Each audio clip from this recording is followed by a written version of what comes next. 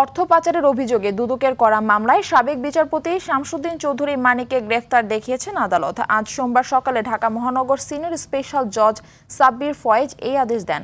এদিন তদন্তকারী কর্মকর্তা অভিযোগ আনেন, বিচারপতি থাকাকালে ক্ষমতার অপব্যবহার করে অবৈধভাবে জ্ঞাত আয় বহির্ভূত 5,40,00,000 টাকা অর্জন করেন মানিক। জ্ঞাত আয়ের সাথে অসঙ্গতিপূর্ণ সম্পদ অর্জন করার এই মামলায় তাকে গ্রেফতার দেখানোর আবেদন করেন। তবে এদিন আদালতে সাবেক এই বিচারপতির পক্ষে কোনো আইনজীবী ছিল না।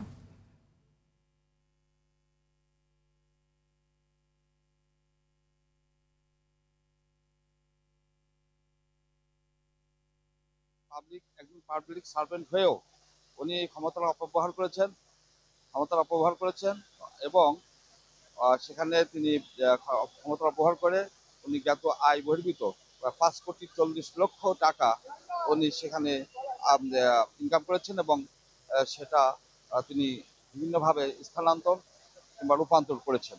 সেই অভিযোগ এনে তাকে এই মামলায় আজকে সন্ন্যাস করা হবে।